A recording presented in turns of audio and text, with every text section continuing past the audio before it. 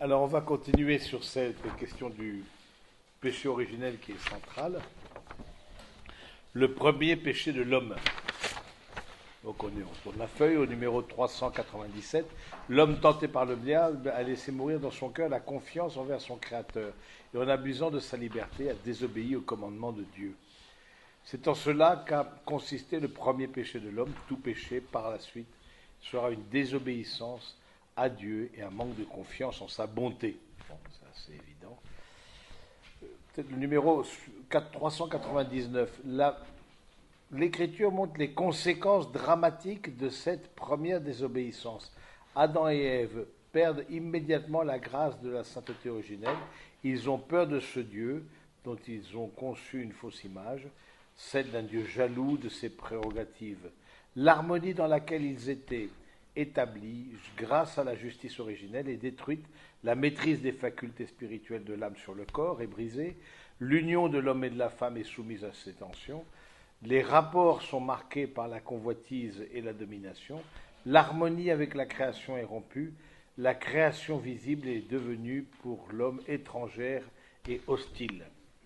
Voilà, je trouve ça intéressant de voir ça. Il y a une désobéissance avec Dieu, et du coup, il y a un certain nombre de ruptures. La rupture d'avec Dieu, de la confiance avec lui, a entraîné la rupture de l'homme et de la femme. Je suis nu et je suis nu et j'en ai eu honte. Qui vous a dit que vous étiez nus? Alors que l'homme et la femme se voyaient dans la lumière de Dieu, maintenant ils se voient dans la lumière de la concupiscence, du désir de dominer sur l'autre. Et donc l'homme et la femme, de ce point de vue-là, ont perdu cette amitié et cette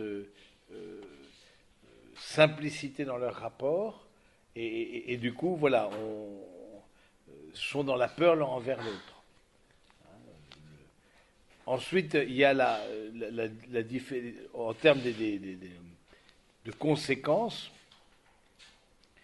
il y a l'union de l'homme et de la femme, c'est le numéro 400.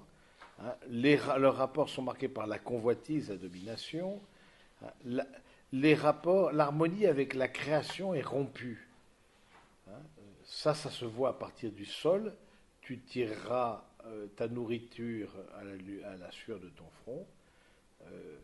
C'est-à-dire, la communion avec Dieu a engendré une méconnaissance de la nature, a engendré voire une hostilité par rapport à la nature. Et on voit par exemple dans la vie des saints, et singulièrement de saint François d'Assise, de voir comment la communion avec Dieu a engendré une certaine, qui nous est très étrangère, surtout nous qui sommes citadins pour la grande majorité d'entre nous, qui nous est une certaine communion avec la nature. Vous connaissez le miracle des loups hein, de saint François d'Assise, où saint François d'Assise a pu domestiquer des loups qui étaient... Le fait d'être en communion avec Dieu, il y avait en Dieu une connaissance de la nature qui nous était donnée. On retrouve ça par exemple dans les animaux. Les animaux, lorsqu'il y a eu le fameux tsunami là, en Thaïlande, dramatique, etc., il n'y a eu aucun animal qui a été touché par le tsunami. Parce que tous les animaux ont perçu que venait un tremblement de terre. Un tsunami, c'est un tremblement de terre sous-marin. Et donc tous les animaux ont perçu ça. Juste pour vous dire que ce qu'on voit dans l'animal est une pâle image de ce que nous pouvions vivre dans la communion avec Dieu. Le fait de la communion avec Dieu nous donnait une certaine connaissance de la nature, une certaine intimité avec la nature, une certaine proximité avec la nature. Et aujourd'hui, cette proximité, elle est perdue. J'aime bien cette phrase mystérieuse de saint Paul, hein, la nature soupire en des gémissements, soupire après un salut. Quelque part, tout est lié, de même que l'homme était le gardien de la création, l'éloignement de l'homme a créé une distance par rapport à la nature, mais le retour de l'homme veut dire aussi un retour de la nature et un salut de la nature. C'est assez... Et je trouve que tout le mouvement écologiste, etc., que l'on voit actuellement, est intéressant parce que, quelque part, c'était Chevènement qui disait l'écologie, c'est la fin de l'esprit des Lumières. L'esprit des Lumières, c'est précisément sortir de l'état de nature et aller vers un état plus scientifique de domination, etc. etc. Et donc, je trouve qu'avec le mouvement de l'écologie actuellement, il y a une reprise en compte de la limite de l'homme. Alors, qui n'est pas forcément religieuse, bien sûr, on voit bien que les mouvements écolos ne sont pas religieux, mais je trouve que pour nous, comme chrétiens, il y a quelque chose, et je trouve très heureux cette encyclique du pape François sur l'écologie, pour rappeler à l'homme qu'il a une limite, et que le manque d'accueil de la limite par rapport à la nature engendrera un manque d'accueil par rapport à la limite sur les autres. Et il fait le lien très, très juste du manque de respect de la nature et du manque de respect du frère. Parce qu'avec le péché originel, il y a une rupture de la connaissance de la nature, mais il y a une rupture, Caïn et Abel, de la communion entre nous. Et donc, le manque de respect de la nature entraîne une certaine pauvreté des autres. Et le pape François, qui est si sensible aux personnes plus pauvres, etc., dit, si on veut sauver les personnes plus pauvres, soyons attentifs à la nature aussi, parce que c'est elles qui pâtissent le plus de l'usage excessif que font les puissants de ce monde, dont nous faisons partie, et du coup se retrouvent elles-mêmes dans une situation de pauvreté. C'est parce que la nature elle-même n'est pas respectée. Ça, c'est assez intéressant. Et donc, du coup, au niveau des migrants, par exemple, alors il y a beaucoup de tensions au niveau des migrants, bon, par rapport à la religion, etc. Bon. Mais les migrants climatiques vont être légion. Beaucoup plus que les migrants dus à cause des guerres. De ceux qui ne pourront plus vivre à cause des dérèglements du climat dans leur pays de naissance. Ils ne pourront plus vivre. Et nous ferions comme eux, nous irions en quête d'une terre meilleure. Alors vous voyez, je trouve que le prisme de l'écologie est intéressant parce que ça nous remet dans un état de créature. Bon, alors, les écologistes disent pas ça, mais ça nous donne un état de dépendance, en tout cas, avec la nature, qu'on ne peut plus être dans une toute-puissance. Que la toute-puissance de l'homme, et de croire que le progrès, c'était le culte du progrès pendant le XIXe siècle, et puis avec la Révolution française, la déesse raison, etc., le culte du progrès a engendré d'une manière ou d'une autre un détournement de l'autre, de la personne humaine. Et c'est alors que les personnes, la déesse raison, le culte du progrès du XIXe siècle, la déification de la science, etc., ont abouti aux 2 grandes guerres mondiales. Parce que l'homme voulait s'affranchir des lois de la nature. Et donc, il y a une question de dire, en quoi aujourd'hui, l'évolution des sciences et des techniques, on peut prendre peur en tant que créature, l'homme sera-t-il limité dans sa puissance, créer la vie, faire accoucher des hommes, vivre 1000 ans, l'homme peut-il être vraiment tout-puissant? Il peut essayer de l'être, mais ce n'est pas sans conséquence sur les autres et sur lui-même. Et dans l'accueil, dans la défense de la vie que demande l'Église, en son commencement comme en son terme, c'est s'accepter comme créature. Dans l'accueil, par exemple, de la vie, dans les régulations, dans les méthodes naturelles, par exemple, je trouve ça vraiment intéressant, c'est je prends les lois de la création, les lois de la nature, pour réguler, singulièrement le désir de l'homme et puis aussi de la femme, j'ai besoin de règles, et je trouve à l'intérieur de la nature ces règles.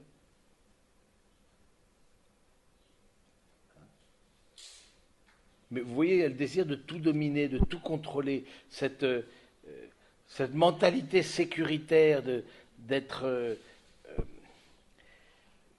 qui fait un tort considérable, qui s'oppose à l'amour au fond. Être dans le contrôle de la vie, le contrôle de... la vie nous dépasse de toutes parts. la vie nous dépasse de toutes parts. Et donc, du coup, je trouve dans la maîtrise de soi-même, à travers l'écoute des lois de la création, comme le dit le texte des lois de la nature, je trouve que c'est judicieux parce que ça permet de mettre un frein à son propre désir. On a besoin d'une rampe. On a besoin d'une limite. Parce qu'en nous, il y a quelque chose d'illimité précisément. Et c'est assez étonnant de voir que le mouvement écologiste s'oppose beaucoup à tout ce qui est la défense de la vie en son commencement ou à son terme. Ils disent non, là-dessus, on ne sera jamais d'accord avec le pape, etc. Bon. Alors que c'est très logique, au fond. C'est très logique. Si j'accueille la nature, je l'accueille en ses débuts aussi. Si j'accueille la vie, je l'accueille en ses débuts. Quand on veut sauver une espèce, ben on veut protéger les petits, on veut protéger les œufs, on veut protéger, etc. Donc ça veut bien dire que là, il y a les débuts de l'espèce en question, qui est en voie de disparition. Mais vouloir que ma volonté soit le dernier mot et le dernier mot sur la nature, c'est ça le péché. Je veux que ma volonté, ma toute puissance, s'applique que la nature obéisse à moi. Je n'en suis plus le gardien. Je veux en être le dominateur.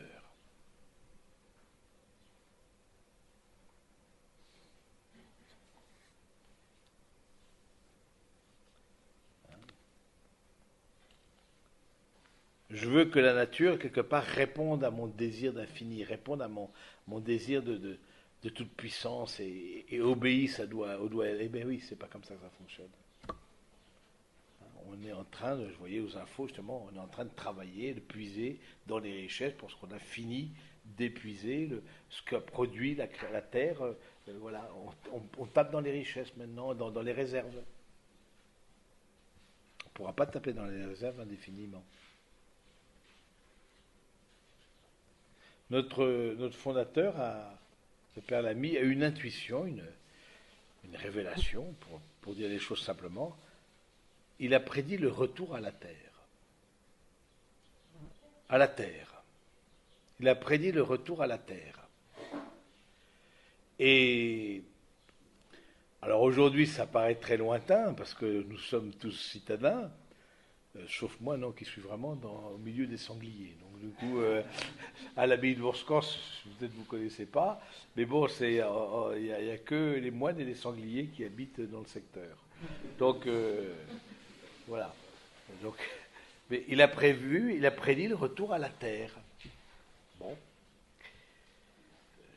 Quelque part, que l'homme accepte sa finitude. Que l'homme s'accepte comme créature, qui dépende des lois de la nature et suive progressivement ces lois et soit dans une humilité.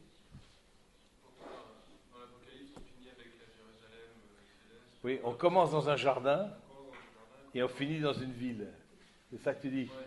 Ouais. Mais c'est la Jérusalem céleste. Donc du coup, c'est intéressant de dire que où Dieu est tout en tous. Quand Dieu est tout en tous, voilà, on retrouve cette connexion avec la nature, etc. Mais bon, c'est pas tout à fait pareil. Le fait dans l'Apocalypse, justement, Dieu, la Jérusalem céleste est l'anticipation de ce que nous allons vivre après. Mais bon, en tout cas, c'est entre-temps, je trouve intéressant tout ce mouvement bio, ce mouvement, alors qui peut avoir des déviances avec tout ce qui est végan, ou vegan, je ne sais pas comment on dit, voilà, de donner un statut à l'animal égal de l'homme, bon, ou de voir l'homme comme en fait, le problème c'est l'homme, donc il faut supprimer l'homme pour sauver la nature. Ça, on le voit. Ah, mais ça, je trouve pas ça en place, justement.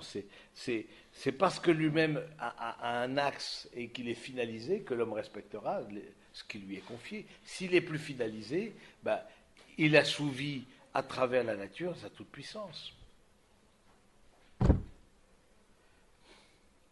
Et entre autres, l'amour de l'argent qui va faire que je veux mettre la nature au service de l'argent et gagner et en retirer le plus possible.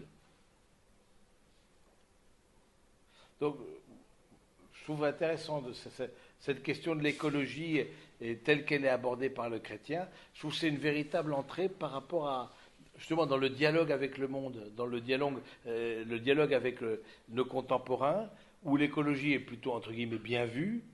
Et donc, du coup, de dire, mais oui, mais est-ce que vous avez pensé à ceci? Est-ce que vous avez pensé... De les interroger, justement, dans la protection de la vie, la défense de la vie, euh, dans le fait de se laisser déplacer, dans le fait du repos,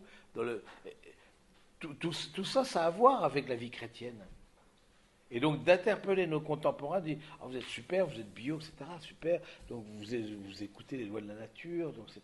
Ok, super. Et du coup de votre nature aussi, parce que comme ça est très, très bien dit, on fait partie de la nature. Nous aussi, on a des lois de la nature en nous-mêmes. Et donc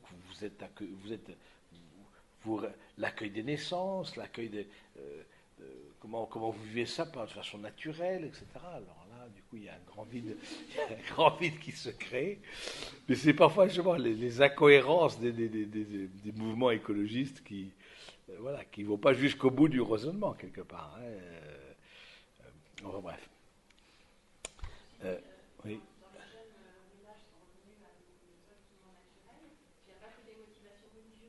Non. Écolo. C'est ça. Oui, oui, oui.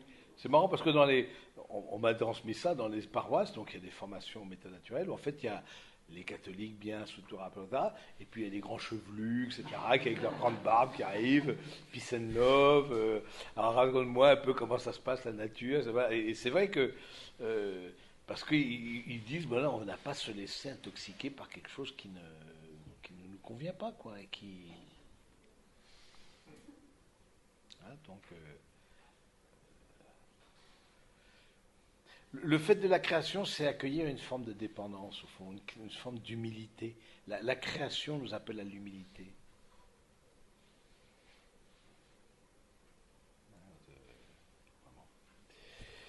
Euh, ok. Ok. Le 401.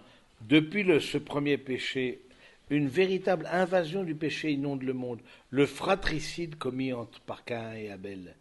La corruption universelle suite au péché dans l'histoire d'Israël. Le péché se manifeste fréquemment, surtout comme une infidélité au Dieu de l'Alliance, comme une transgression de la loi de Moïse, et même après la rédemption du Christ, parmi les chrétiens, le péché se manifeste de nombreuses manières. Ce que la révélation divine nous découvre, notre propre expérience le confirme, car l'homme, s'il regarde au-dedans de son cœur, se découvre également enclin au mal, submergé de multiples maux, qui ne peuvent provenir de son Créateur, qui est bon, refusant souvent de reconnaître Dieu comme son principe, l'homme, à part le fait même, brisé l'ordre qui l'orientait vers sa fin dernière, et en même temps a corrompu toute l'harmonie par rapport à lui-même, par rapport aux autres hommes et par rapport à toute la création. Donc, je trouve c'est bien de voir ça, c'est la rupture d'avec Dieu, ça, c'est pas sans conséquence. C'est le lien à l'intérieur de nous-mêmes entre corps et âme, à l'intérieur de l'homme et femme, entre les hommes Caïn et Abel. Hein. C'est intéressant dans l'homicide de Caïn et Abel, il n'y a aucune parole qui est prononcée entre Caïn et Abel. Vous relirez il n'y a pas de parole qui est dite. Casser le lien avec la nature, il y a tout un lien au fond avec Dieu, rupture du lien avec Dieu qui entraîne un certain nombre de ruptures derrière, comme un effet domino. Du coup, comment retrouver le lien avec son propre corps et sa âme, le lien entre hommes et femmes, le lien entre les hommes eux-mêmes et le lien avec... Si ce n'est par se remettre face à Dieu, se remettre face au contact avec le Seigneur. Et qui nous remet dans ce contact avec le Seigneur, sinon le Christ, qui récupère toute cette... qui nous sauve justement de ces divisions.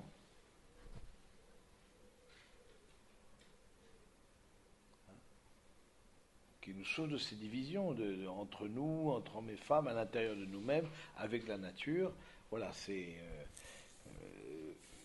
voilà. Je ne sais pas si vous avez des questions à poser par rapport à ça, mais je trouve que c'est quelque chose qui est vraiment capital pour nous de dire que le péché originel a eu des conséquences universelles, cosmiques. N'a pas simplement des conséquences entre nous, c'est cosmique, bien plus large que nous-mêmes. Du coup, on veut retrouver une domination de la nature, mais par nous-mêmes. Du coup, un certain enfermement, une toute-puissance par rapport à la technologie, mais qui finalement souvent tourne mal. C'est le retour à la nature et à la communion entre les personnes, entre l'homme et la femme, la communion avec son propre corps, viendra de cette communion avec Dieu. Si on remet les choses dans l'ordre, on remet dans la finalité, ben tout comme par un effet domino, se remet. Mais ça, se remettre dans la finalité, ça s'appelle le salut. Okay. Oui, beaucoup croient que ça. Beaucoup croient que la science va donner toutes les réponses. Le transhumanisme, par exemple, bon, tout va donner la science, mais c'est parce qu'on ne veut pas dépendre. Du coup, la science, c'est la manière d'exercer sa toute-puissance. Du coup, là va être la réponse. Or, l'histoire prouve que quand la science a voulu apporter des réponses, ça a tourné dans des guerres, voilà, ça s'est retourné contre la personne humaine. Oui.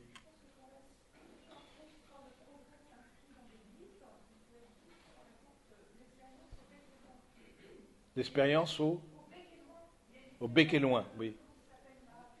Permaculture, oui.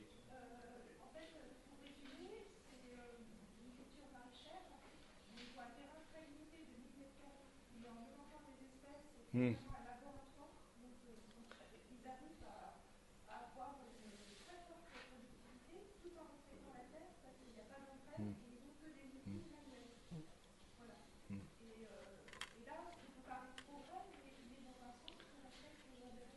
Oui, oui.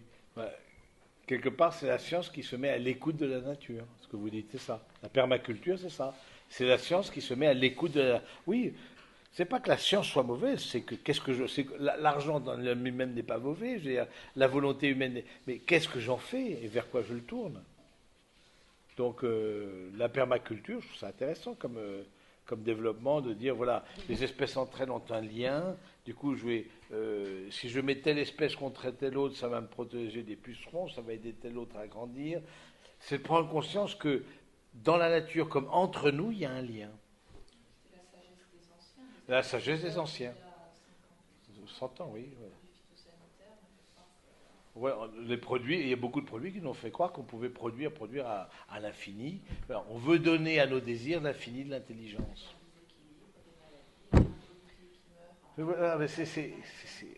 Mais derrière tout ça, il y a vouloir d'un bien, oui, aussi vouloir de l'argent. On veut vouloir, comme les enfants, ils veulent toujours, qui va chercher son pot de Nutella là, en haut de l'armoire. Mais il y a toujours vouloir un bien. Mais si on ne se remet pas dans l'alignement, et je trouve que quelque part, de ce point de vue-là, notre époque est vraiment une belle époque. Parce que, oui, non? On cherche, on est à l'époque, voilà. Et c'est pour ça que, de transition, ça vous dit, on sent qu'il y a des équilibres qui se cherchent, etc. Et c'est une belle époque, dans le sens où, et où l'Église a beaucoup de choses à dire. Et où le chrétien a beaucoup de choses à dire. Parce que justement, il a une réflexion en amont dans sa foi, dans le rapport à l'autre, et singulièrement aux plus pauvres, dans le rapport à la nature qui aussi fait partie des plus pauvres, dans le rapport à la vie, etc. Bon, et dans le rapport à Dieu, tout ça, bon, il a des choses à dire.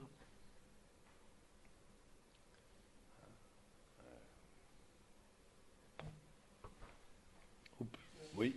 La mort est une conséquence du péché originel. Oui. Non. Adam était, Non. La mort est une. Adam passait un peu comme la Vierge Marie dans l'Ascension, il y avait une fin à la vie terrestre, mais qui n'était pas vécue comme une violence, comme une séparation de l'âme et du corps. La mort est une conséquence. La mort comme séparation de l'âme et du corps est une conséquence. On peut penser raisonnablement que Adam avait la communion avec Dieu avait une fin, mais que cette fin, quelque part, allait vers une vie éternelle, mais sans rupture. le péché a entraîné une rupture. Et le péché et la mort sont venus dans le monde. La mort est venue par le péché. Cette rupture avec Dieu, c'est d'où, au fond, si on imagine un salut, forcément, c'est un salut qui touche le corps. Parce que le corps, c'est ce qu'on a en commun avec la nature. Et donc, oui, en Adam, il y a la mort, alors qu'il n'était pas. Il y avait peut-être un passage de cette vie terrestre à une autre vie, mais qui était sans rupture, qui était assumé. Bon. C'est intéressant, ça aussi. Mais justement, par rapport à la mort, par rapport à notre finitude, le chrétien a quelque chose à dire. Il a quelque chose à dire. Il rappelle aussi qu'il y a une espérance par rapport. La mort est d'abord une rencontre. N'est pas simplement. Nous ne sommes pas faits pour la fausse. Quand vous avez mis vos enfants au monde, vous les avez mis au monde pour la vie éternelle. Pas pour la fausse. Même si parfois on aimerait bien, parce que, bon, en même temps, bon, vous avez un peu de la crème parmi vous, mais bon, c'est important de dire ça. Moi, je préside très rarement des funérailles, parce que je ne suis pas en paroisse, etc. Mais il m'arrive de temps en temps de présider des funérailles, et je trouve que dans les funérailles, les gens écoutent. Parce qu'ils se disent tôt ou tard, je vais être là où ce monsieur ou cette dame se trouve, je vais être là. Donc, hop, là, j'écoute. Dans les mariages, j'écoute plus ou moins, mais dans les funérailles, oui, ça écoute. Justement, par rapport à la mort, on a quelque chose à dire. La mort est la conséquence du péché originel, de cette séparation d'avec Dieu. Nous croyons qu'en la résurrection, ce salut donné à notre corps, au-delà, dans l'autre monde, je trouve ça intéressant. On parlera de la résurrection de la chair, j'espère, mais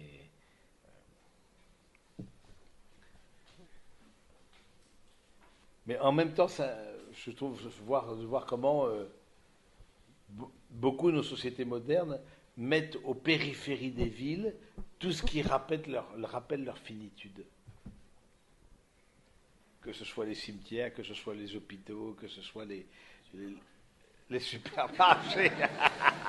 Merci Xavier pour ce coup de main.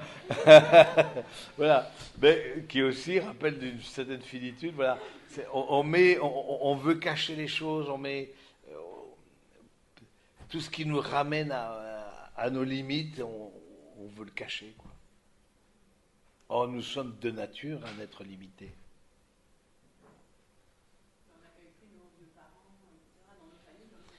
Oui, alors, oui, ça.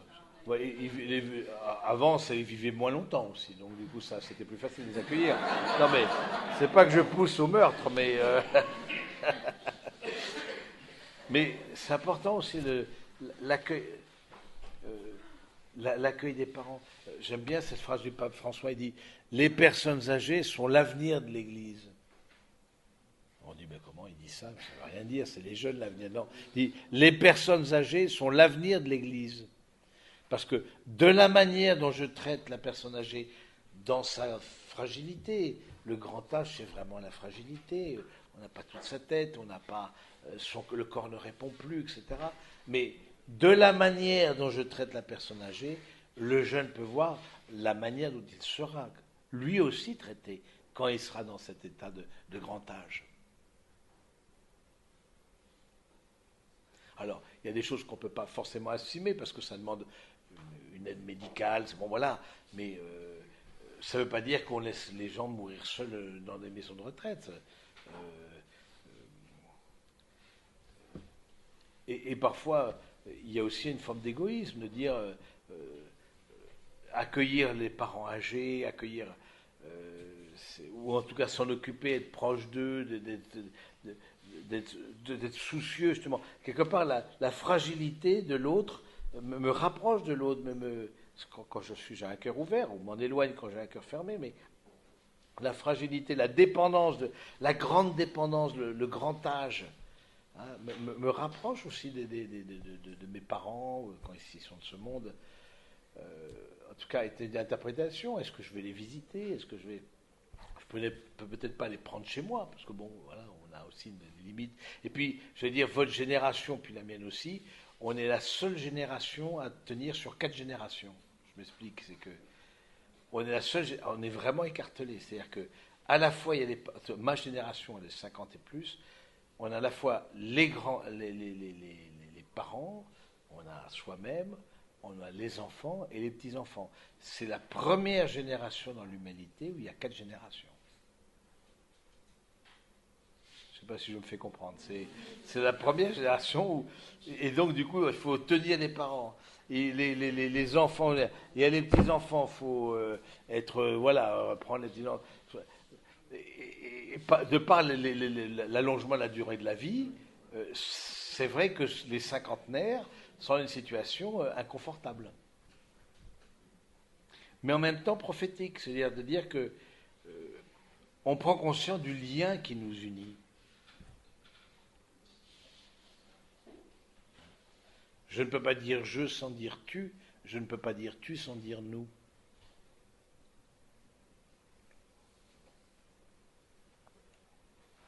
Et ça, dans l'Église, c'est très fort, le lien qui nous unit.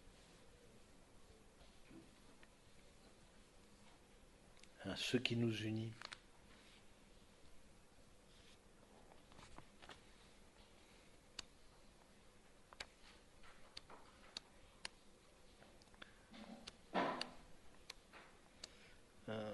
C'est ce que dira le grand saint Paul. Hein, nous sommes membres les uns des autres.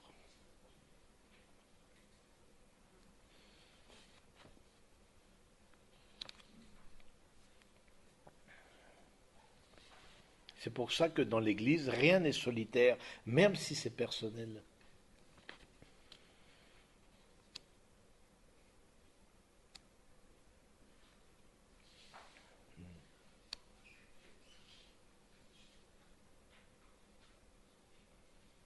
Et on voit que la sortie du lien avec Dieu fait qu'on se perçoit comme seul, comme l'humanité comme juxtaposition d'individus. On ne va pas s'en sortir comme ça. On ne va pas s'en sortir.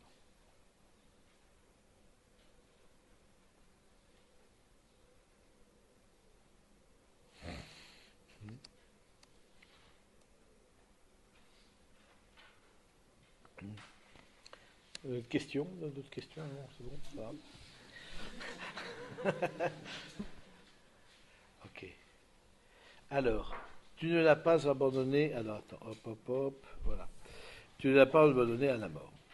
Après sa chute, l'homme n'a pas été abandonné par Dieu. Au contraire, Dieu l'appelle et lui annonce de façon mystérieuse la victoire sur le mal et le relèvement de sa chute. Ce passage de la Genèse a été appelé protévangile, étant la première annonce du Messie rédempteur, celle d'un combat entre le serpent et la femme, et la victoire finale d'un descendant de celui-ci. Vous vous rappelez, hein, c'est cette période, le Genèse 3,15, vous regarderez, hein, et la femme t'écrasera, la descendance qui naîtra de la femme, t'écrasera du talon, en parlant du serpent. Hein, elle t'écrasera du talon. Donc il y a une victoire par rapport au tentateur annoncée déjà dans la Genèse.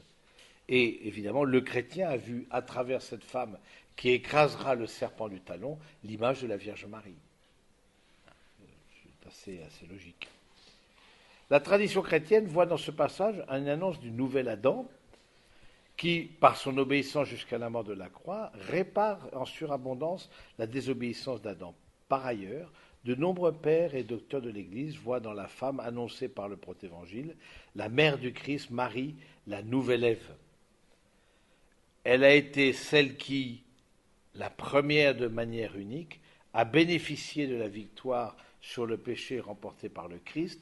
Elle a été préservée de toute souillure du péché originel et durant toute sa vie terrestre, par une grâce spéciale de Dieu, elle n'a commis aucune sorte de péché. Justement, c'est intéressant de faire allusion, peut-être on travaillera sur la Vierge Marie, mais faire allusion à la Vierge Marie. La Vierge Marie a été celle qui, comme personne humaine, c'est pas une personne divine, c'est une personne humaine, a bénéficié par anticipation hein, des grâces de la rédemption. Elle a bénéficié du salut. Elle est une source d'espérance de montrer que en Marie, nous sommes tous appelés à cette communion avec Dieu. Et il existe un exemple en la Vierge Marie.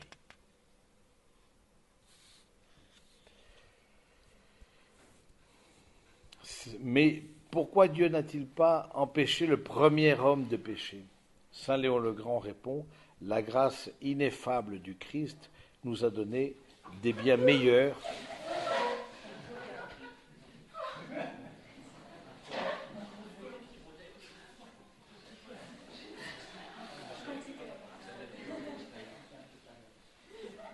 Il y a un problème avec la nature, c'est ça? Ah, d'accord. Enfin bref.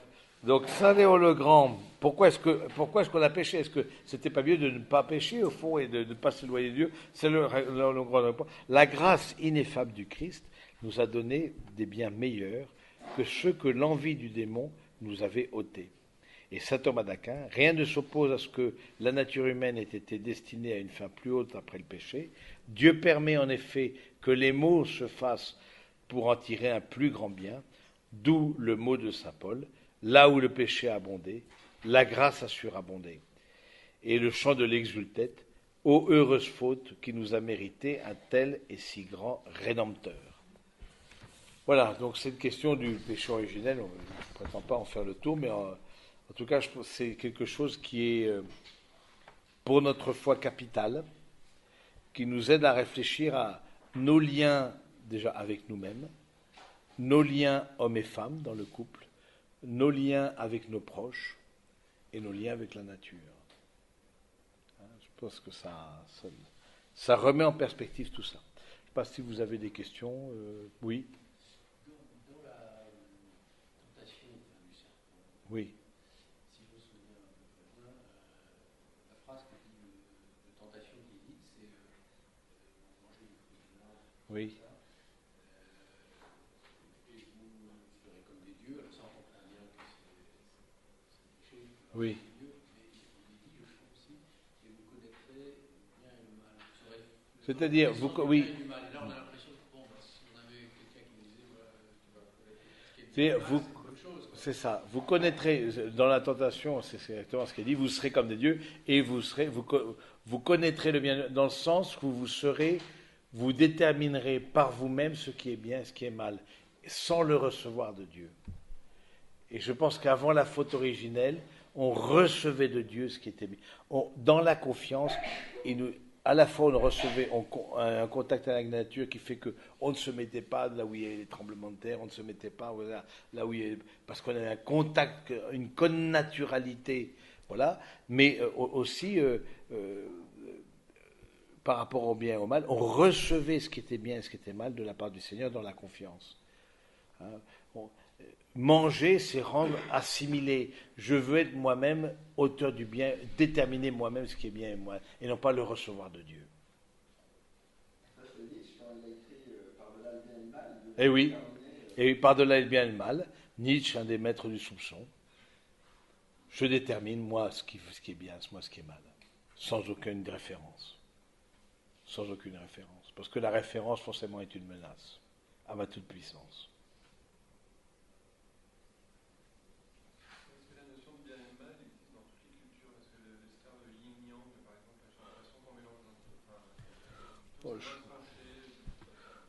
Je dois dire, là, je connais mal ces questions de yin et yang, mais bon. En tout cas, dans la Genèse, c'est très clair, c'est le bien et le mal est présenté comme un exercice de la liberté de l'homme. Alors, soit il le reçoit de Dieu dans la confiance, comme quand un père de famille dit non, mets pas la main dans le feu, tu vas te brûler, voilà. Est-ce que je lui fais confiance, voilà, ou pas. Maintenant, dans toute personne humaine, par sa conscience, il a la capacité de voir ce qui peut être mauvais pour lui. Et c'est ça l'image de Dieu. C'est que toute personne humaine ne sera pas appelée à être disciple du Christ, comme nous. voilà, parce qu'il y a différentes cultures, il y a différentes religions, etc. Ça, on peut le comprendre. Mais chacun sera jugé selon sa conscience. Est-ce que ma conscience, on a une conscience tous.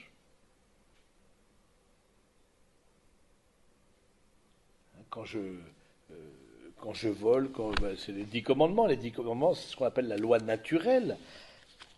C'est-à-dire que quand j'enfreins la loi naturelle, ce qui est inscrit dans ma nature, hein, je suis naturellement porté vers l'autre, mais quand je vois que je mets un terme à la vie de l'autre, etc., c'est objectivement un mal, du coup. Est-ce que je me laisse interpeller par ça, ou est-ce que, au contraire, je me justifie et j'abonde dans le sens du péché?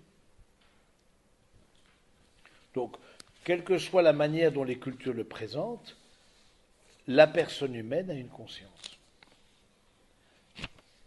Par la révélation, déjà dans l'Ancien Testament et en Jésus-Christ, notre conscience est davantage éclairée. Ce n'est pas que nous avons plus de conscience, mais elle est plus éclairée. Il y a un éclairage de notre conscience qui est plus grand.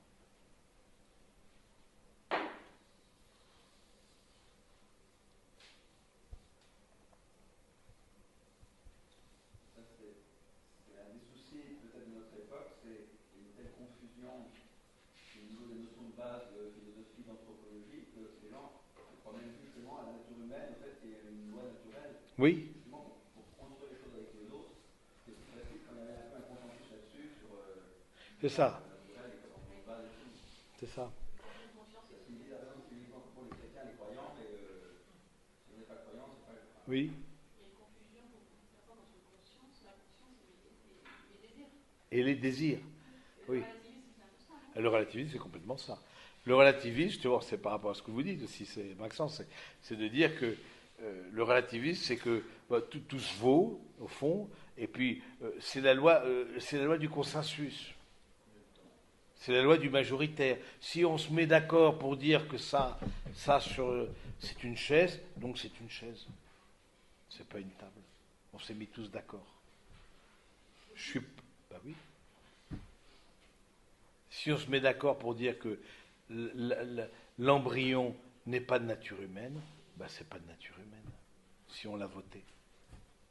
On s'est mis d'accord. Vous n'allez pas être antidémocratique, vous voyez, quand même. Vous allez, bon. Non, mais oui, vous voyez, c'est. Et en même temps, il y a eu dans l'histoire de la perte de l'homme, et l'histoire assez récente, où des lois ont dénié à certaines catégories de personnes la nature humaine. Et c'était des lois votées démocratiquement.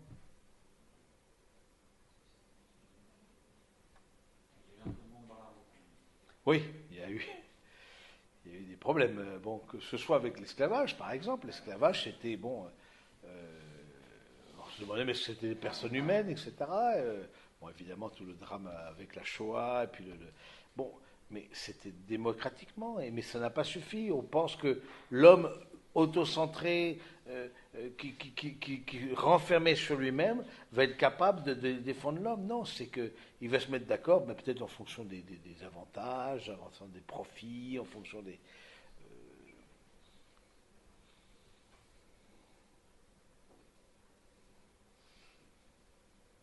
Et c'était le grand dame de Jean-Paul II de dire, mais comment est-ce que des catholiques ont pu adhérer au nazisme? Comment est-ce que... Ça a été vraiment quelque chose qu'il a travaillé, lui qui a traversé les deux totalitarismes, et le nazisme et le communisme. Mais comment est-ce que des catholiques ont pu être obscurcis à ce point-là? Pas tous, grâce à Dieu, mais du coup, être vigilants. Nous enracinons aujourd'hui dans une contre-culture, l'Église. Ce qui fait aussi une certaine forme de solitude par rapport à d'autres. Alors, le danger de ça, c'est de penser une église assiégée, du coup que tout le monde nous en veut, etc. Ce serait à mon avis excessif, mais en même temps de dire, il y a des choses où on n'est pas d'accord. Alors, on est pour les questions relatives à la vie, les questions relatives à la famille, les questions, à la fin de vie aussi. Il y a des choses où on dit, l'homme n'est pas Dieu.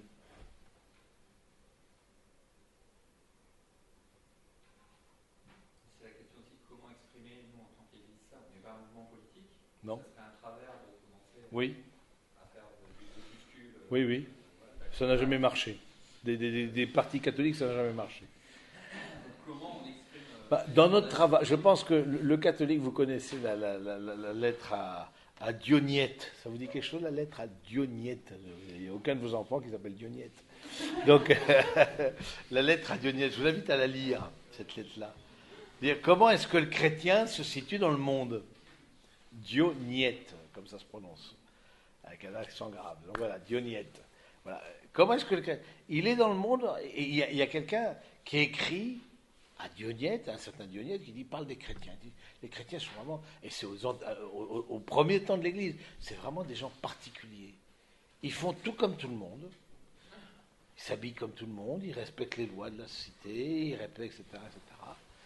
Et en même temps, ils ont leurs propres convictions. Et en même temps, et donc du coup, il était interrogé par cette nouvelle apparition des chrétiens qui, ne remettant pas en cause la cité, mais remettant en cause certaines déviances. Alors, vous pourrez lire ça, cette lettre à Dionyette. Du coup, nous, de notre côté, à nous d'être aussi que ce soit dans le monde de l'entreprise, que ce soit dans le monde médical, que ce soit dans le monde, voilà, d'interpeller. Quitte à peut-être être mal vu, quitte à être mis de côté, quitte à être martyr, oui, au maximum, mais oui, en tout cas. Mais que je pense que nous avons une parole à dire. Et que cette parole, elle ne soit pas tue. Ça, c'est notre devoir. On a quelque chose à dire. Modestement, humblement, on n'y va pas à coups d'encensoir. Mais on a quelque chose à dire sur ce monde et cette société. Qui par ailleurs a des très belles choses, mais qui a aussi des grands travers.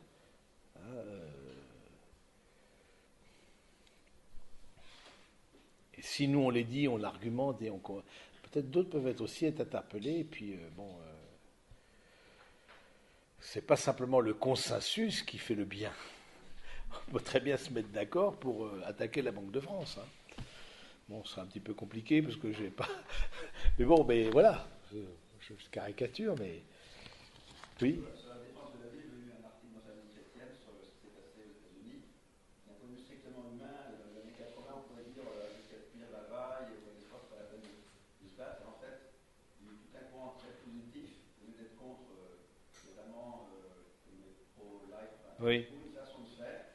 Et récemment, sur les 10 dernières années, surtout les jeunes, justement, et sans changer forcément encore les lois au sens strict. Oui. Ils ont changé énormément de choses dans la mentalité, même dans le milieu médical, même maintenant, On ne sait pas du tout, je pense que c'est toute une jeunesse qui se lève là aujourd'hui, qui est extraordinaire, jeunesse profondément chrétienne et qui se lève et qui va interpeller le fonctionnement de la société.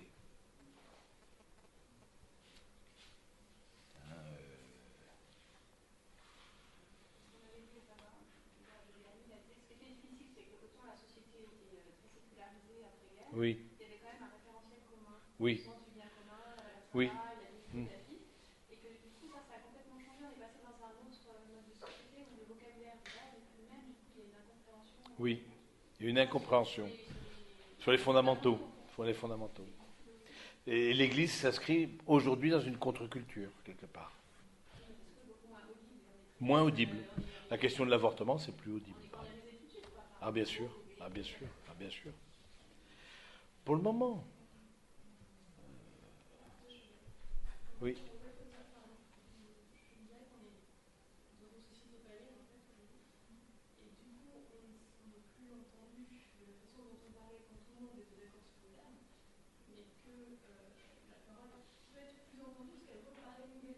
Oui.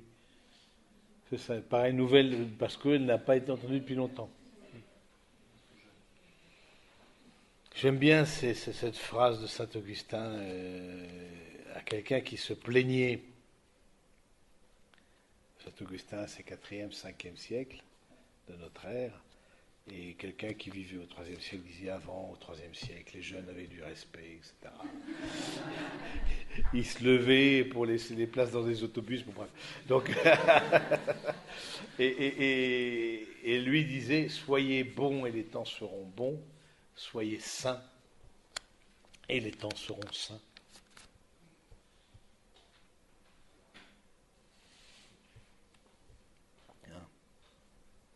Ne nous plaignons pas du temps présent.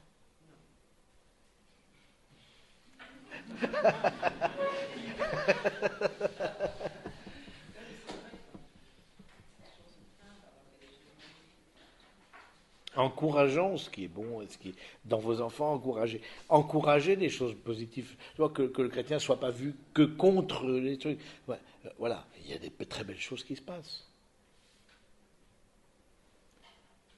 En même temps, il y a de très grands défis, il y a des. Voilà, d'où l'importance de ces sessions aussi, de remettre notre foi au cœur même de notre vie,